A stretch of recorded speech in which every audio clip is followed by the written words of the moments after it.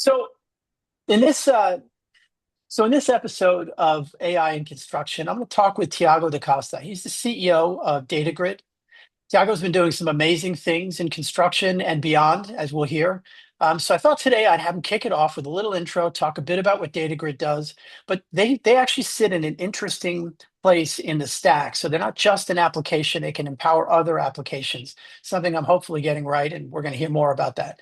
So Thiago, welcome. Talk to me a little bit about what you do and what got you here. Well, thanks for having me. I'm excited to be in the podcast.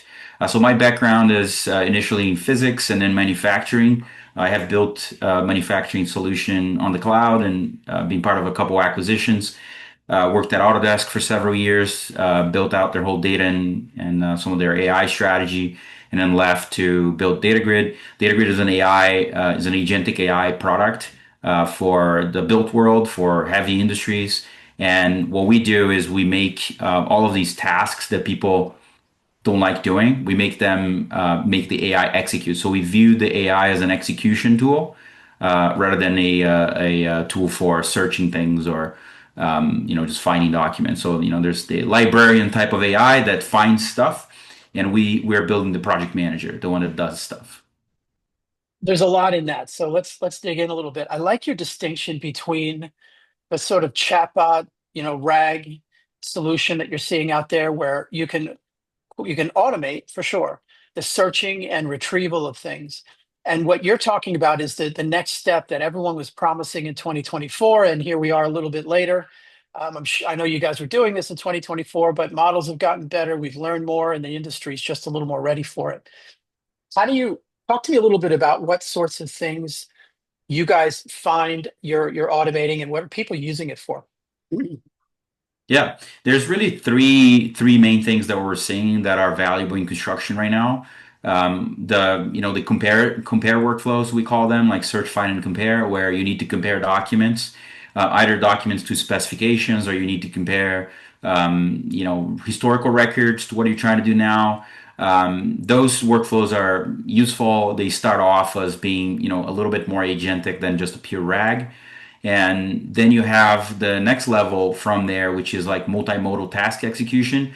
We think about those as, for example, I'm walking the job site and I recorded the video. There's all these issues and observations. I want to go and now create these issues and observations in my project management system. Let's say Procore. So in our AI, what people do is that they send the video to the agent and they say, "Hey, here's the video with the issues. Can you create the observations for me?" Or what steps should I take? Should I create an RFI and then have the agent literally create the RFI for you at the back end of that? And with that, I think comes a lot of time that you gain back. So there's one customer that just reported last week that a task that they used to take about 7 days to do, they were able to do in 15 minutes with the agent. And that task involved, finding thousands of things inside of documents and then compiling a certain type of spreadsheet that I have to upload somewhere. And the entire workflow is done by the AI. And the last step of that is really, the proactive part of this. And I think that's where it's still a little early. But like, hey, what are the things that are going to come and be a problem? Like try to predict that next set of problems. I think that's what is really critical now is figuring out how to predict that next set of problems to prevent rework, prevent problems before they happen. That's a that's a hell of a list, and I got lots of questions. But let me start with the fundamental fuzziness and, let's call it, variability of construction documents. How do you guys evaluate and kind of tune the system so it's going to catch either everything or almost everything? Like it's just not so easy for an AI, whether it's an LLM or something, some combination, to be able to look at 1,000 pages, let's say, and catch everything. So you have to do a lot of tuning and testing and so on. And evaluations, that was for me a really refreshing thing that earlier this year is lots of companies were publishing and creating eval. evaluation tools. Yeah. And you kind of heard about it a little at the end of last year, but there was a big wave this earlier this year. Talk to me a little bit about that. What's your approach and how critical is that to go to market? Yeah, it's super critical. So we have an evaluation system that it runs automatically. We run all the public evals and a lot of internal evals. So there's, the math evals, there's, the Gaia eval, which is, an example of an agentic set of workflows with like level 1 to level 3. There is, tons of those different evals that are published by universities. We introduce them into our system and we run the evals ourselves to see how we perform against publicly available evaluations, which are curated by researchers and they have a high degree of certainty to them. So we run them, and we outperform most of the public systems like ChatGPT, Gemini on the types of tasks that we're trying to do, and then we have our own set of problems that we're trying to solve with drawings, with cross-referencing things, with videos, and we run our evals for those types of workflows. So evals are critical. So it's the only way to really know the performance of an AI system is through evals. Um, that's the first thing. And then the second thing is how do you deal with things like 1,000-page documents, right? So that's where agentic really is important. You don't want to load up 1,000 pages in the context window. Even if the context window was, 100 million tokens, you still don't want to do that. And the reason why you don't want to do it is because that's not how humans reason about problems. Humans reason about problems by like essentially stepping through the problem. So if I ask my assistant to, just take a simple task, go and book a flight, I'm not telling the assistant like which website to visit or what credit card to use or which buttons to click. You're just letting that happen, and humans have a tremendous amount of agency. That's why agentic AI is so important, but they have a tremendous amount of agency. And agency really means, I can take a turn, I can make a mistake, I can go back, and then I can figure out the next step. So when we say like looking at 1,000 documents, it's really important that you can find the right documents. But when you have to actually look at the document with a purpose, with a real purpose, I need to look at this document because I need to find out what is the adjacent room to that other room. When you need to do that, you should actually do that just in time, right? You shouldn't do that in a retrieval manner. And what I mean by that is if you're trying to answer every question by retrieval, you actually don't get the right answers for the most complex tasks. So you have to allow the AI to pull that page and actually look at the page at that moment in time and make the decision about what is that is trying to answer. I hope that makes some sense. But if I ask a librarian to go and find a page in a library and find some information inside of a page, I don't want him to remember from memory what's in that page. I want them to actually find the page and look at it. Yeah, that makes sense. Well, one of the things that is different about what we're doing now versus other, or, kind of other types of software, some of your evals are almost like software testing, like automated tests, but some of it, and I'd love to dig into this, is the content right? So do you include humans in the evaluation? And if so, how does that tend to work? Because now you're asking a PM maybe to say, is this the right thing? Is this giving you back what you wanted? Is this helpful? Yeah, there's like failure modalities and there's like tracing, automatic regression on the types of evals that you want to do. Like you don't want to have every evaluation to be contributed by a human. Like the critical ones you want, the ones that that are really hard, you want to craft those manually, but you want to have your own, agent evaluating the performance of your agents in production based on just failure modalities and things like that. So you essentially what you want to do with AI today is to build a system that as the AI models evolve, your results get better because you're using core capabilities of these AI models. You're leveraging the core essence of them, which is reasoning and some of the other stuff around, knowledge. But really, knowledge is entirely external to the model, like the actual information you need. So having a model that recites a drawing is not useful. So training a model for drawing is actually not that useful if you think about it. You have to train for reasoning on drawings or reasoning on certain class of problems. So evals are super important. You don't want to have a PM, contributing an eval or a superintendent, but something that has to be evaluating the quality of that answer. so that you can learn from it and tweak it and evolve your agents. Interesting distinction between kind of data in terms of, hundreds or thousands of kind of annotated or labeled documents or items and reasoning. And in a case we talked a moment ago about how construction documents, it's a little bit of the Wild West. So I really like your point that you're not necessarily training it on hundreds and thousands of documents, which frankly nobody really has. I mean, it's very hard to get that, even inside a company, because half that stuff is stored on somebody's, F drive.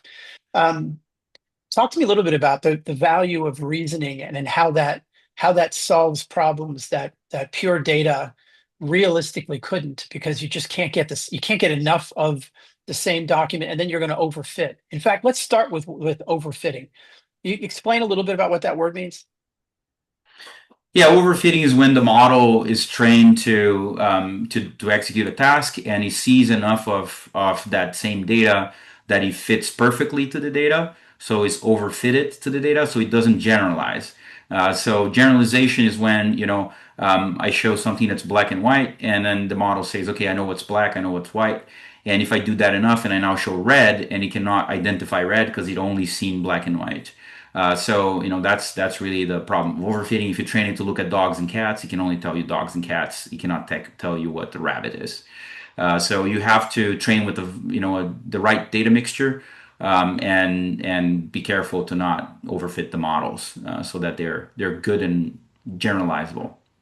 So now we know that Thiago is the real deal because he's the CEO that knows what the word overfitting means, because I think that's a rare breed. So that's cool. The reason I bring that up is that's one of the areas where not just reasoning, but AI more generally really unlocks so many capabilities, right? Is that it can handle differences, whether there's something weird about the document, the coloring is off, whatever that might mean, or someone spilled coffee on it, which PDFs make a little less likely, but you get what I mean, is it can generalize when there's things that are a little different. And I think what you're saying is reasoning takes that to yet another level where you're generalizing much more because you're relying on it to be thinking in steps. Is that right? Yeah, so reasoning is really, is the distinction of, and there's a whole lot of things that are happening in the space right now. But I'll put it this way: like if you take um, the first model that people start paying attention to was the Go model that Google trained to essentially win the competition in Go, and it's a game that people play, and then human players are very good. So it was very difficult for an AI to win it, and then they won the competitions. And in fact, that model had a training, and he had a planner. And if you took the planner, it was worse than an average player. If you put the planner, it was better than the best player. So the planning characteristics of that program were so determinant on the quality of the game, of the playing of that agent. So just predictions alone, that tells us just predicting something, which is what models really do. Just creating a prediction is not enough. You have to have more than predictions.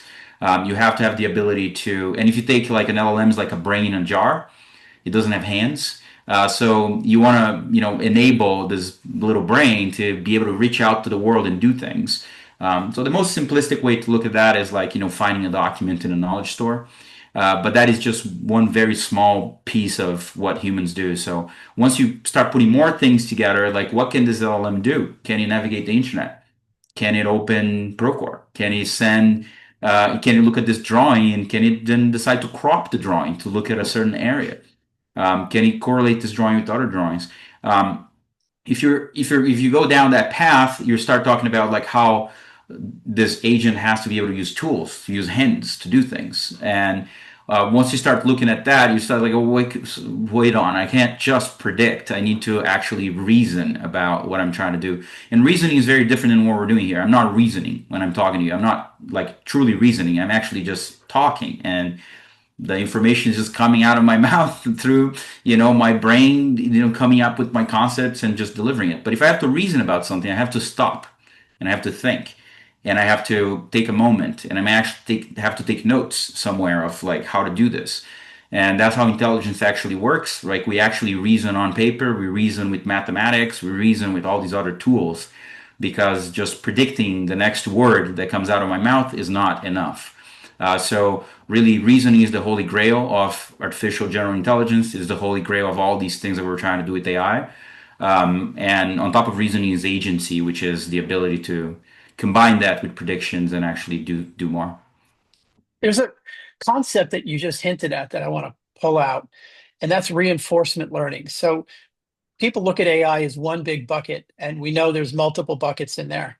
And one of them that isn't talked about as much as I think it will be as agents become more and more common is the idea of reinforcement learning. And that's, of course, what made AlphaGo win, right? Is that they it was Yeah. by far the largest scale of its time of teaching something how to do things over steps as opposed to I'm going to show you a million of something, you're going to learn to see them again, which is sort of deep learning. Talk a little bit about how reinforcement learning works, but also how you guys use it, how you do it. Yeah, reinforcement learning is, actually the biggest discovery in the last 5 years in AI was probably the combination of one of Google's papers, which was attention is all you need, and OpenAI's paper on, large language models are generalized task learners. And what the two things are is the Google team discovered that if you placed attention in certain words and you trained the prediction by masking words essentially. Just think about you take a page of text and you mask a bunch of words and you ask the AI what words are supposed to be there. And the AI tells you, well, I think these are the words. And you keep on doing that until he gets to know what the right words are.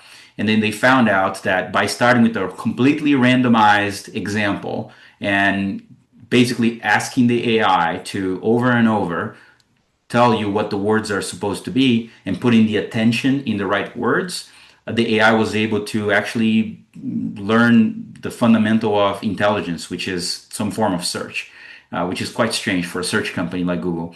But just with the OpenAI discovery and development of task learning, is that we kind of understood how this all worked. Humans actually write tasks from left to right, or maybe in some language from right to left. But for most text that's written by humans is there's a sequence of words, and that sequence tells you what the task is. So if I'm actually writing, I'm translating from English to Chinese, and then I begin with words in Chinese.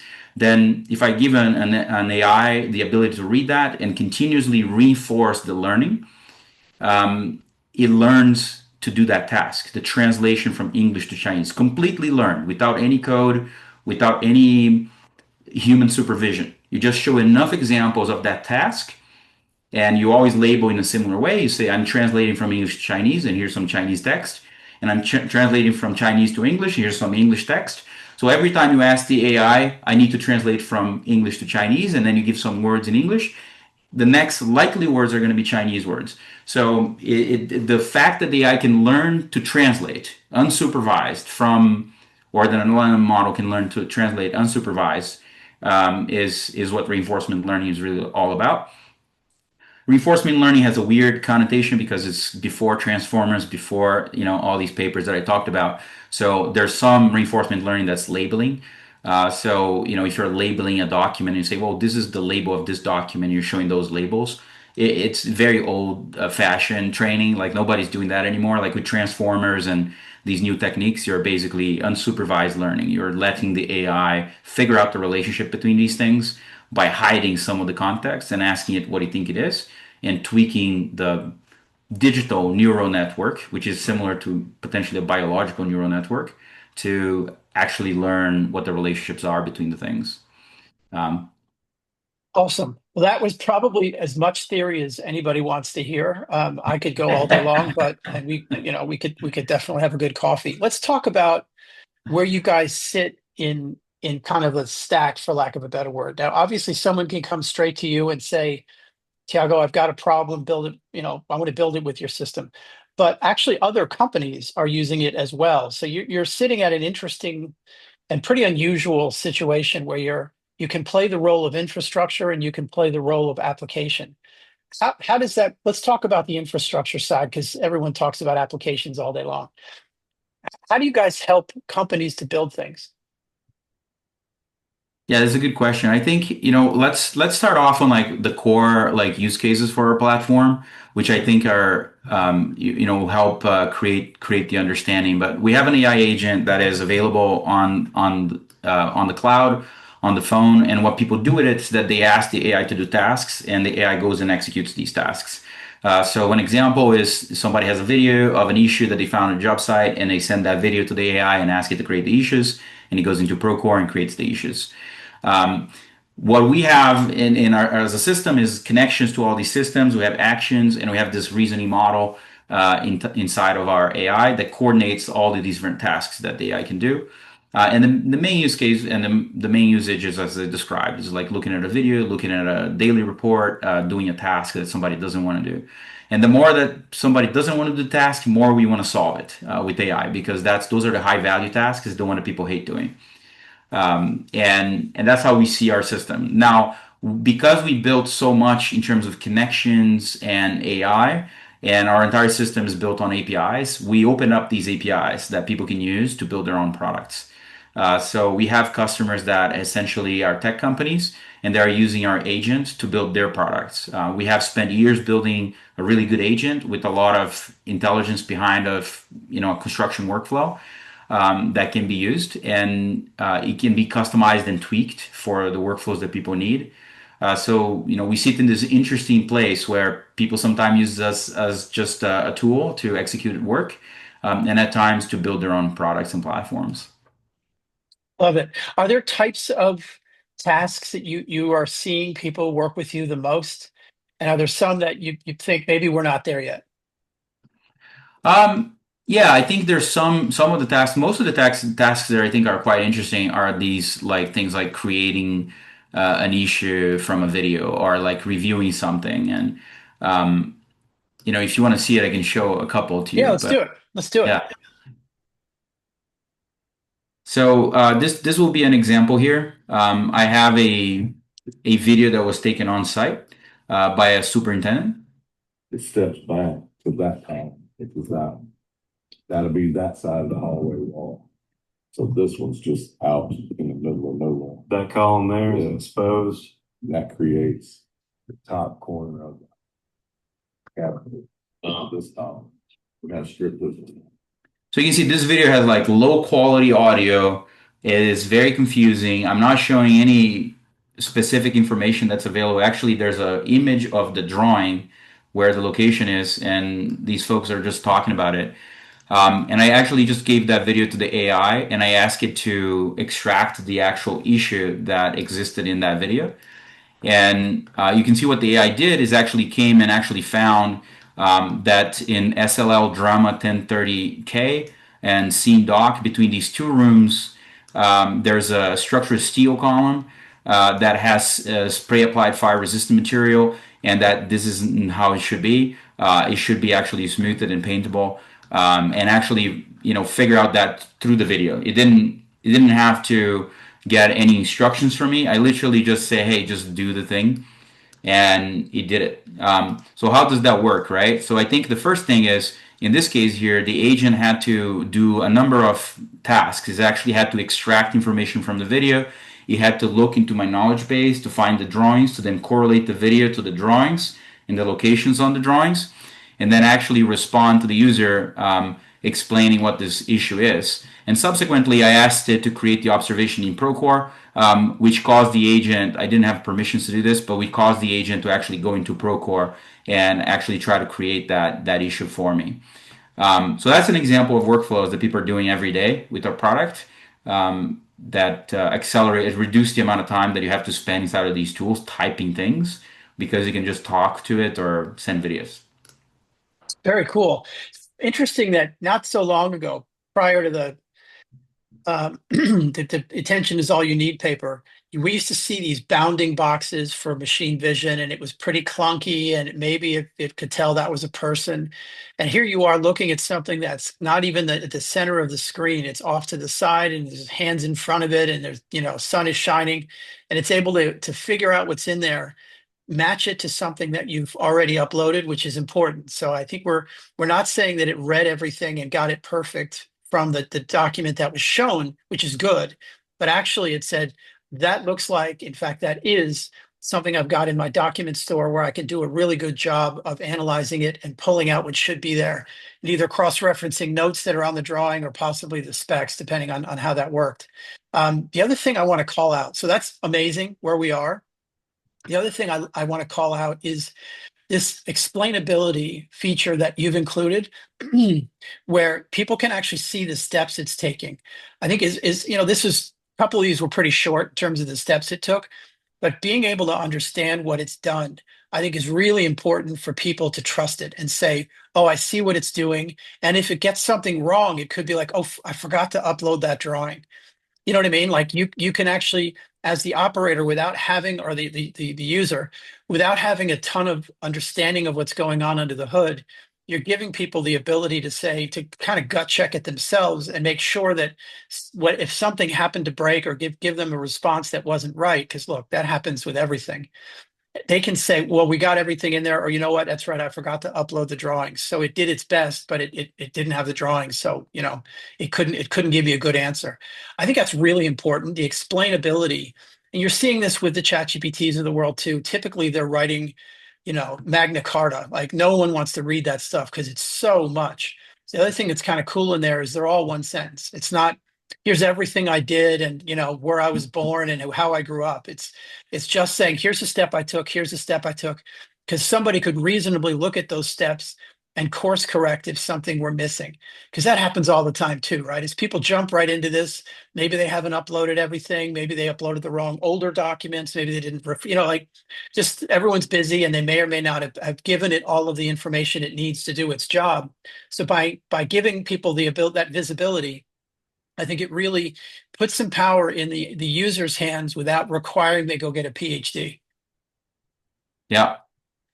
Yeah, right on. Yeah, I believe that's the value of AI. Is really like finding a way to tell you what it did without overwhelming you, but like also being explainable enough so that you can actually get to the answer. And another example of that would be, if I ask the agent to analyze reason for delays in my RFIs, right? As a human, like, what does that mean? I have hundreds of RFIs, potentially thousands. And in here, I have an executive summary saying the RFIs are taking about 8.7 days. And these are the key findings and the analysis and the results and why, this stuff is happening and the supporting data that actually was used to come up with that answer. And as a user, like I often want to know a little bit more, like so I can actually click through the citation marks and find out, like actually this is the query that was used to actually understand why it was delayed. So actually I can trust the answer because I can actually verify that it did the thing that I thought it did. I love the traceability. It's the same thing as seeing the steps, but now it's a step deeper where you can look at much more deeply what it did. And that's actually a kind of a broader question I'd love to talk to you about. And that's, the role that you keep humans in versus over automating, right? Everybody freaks out a little bit because they're on the hook for the results. And if you just say, okay, here's what you do next. It's like, well, hang on a minute. Like if this goes wrong and I didn't know how it got there, I have to explain it and I'm on the hook for it. So how do you find that balance between human control or at least oversight and understanding? And ultimately, if you do that too much, you haven't really saved a lot of time. So you're in the business of getting people going faster, getting people done faster, so they can work on the other 50 things that they have to worry about. How do you balance that kind of oversight with ultimately trying to save them a ton of time? Yeah, that's a great question. I think the way we have approached this is instead of doing every task for them, there's some tasks that the AI just shouldn't be able to complete by itself. For example, something that incurs cost or that may trigger work should be verified.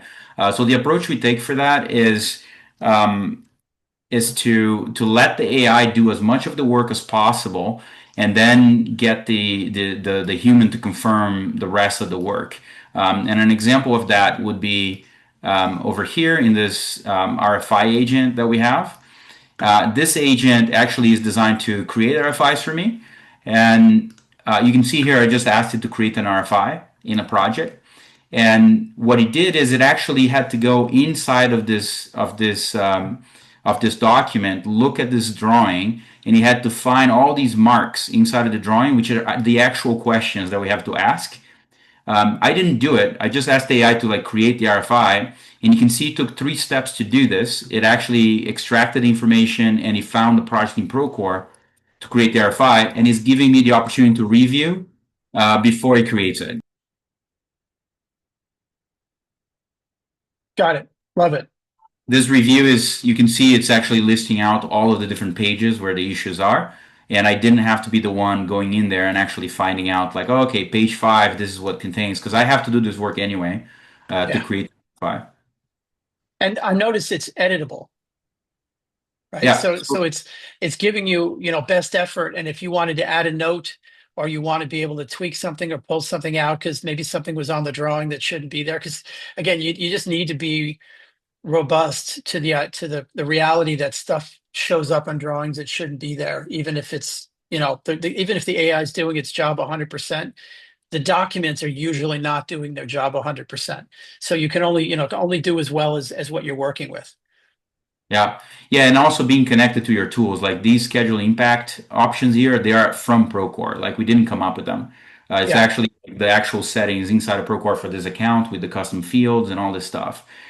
So making this whole thing work end to end is really about figuring out, how the user wants to actually work. Like I shouldn't be the one to have to find the document to attach or actually extract the contents from the pages. I should be the one verifying it.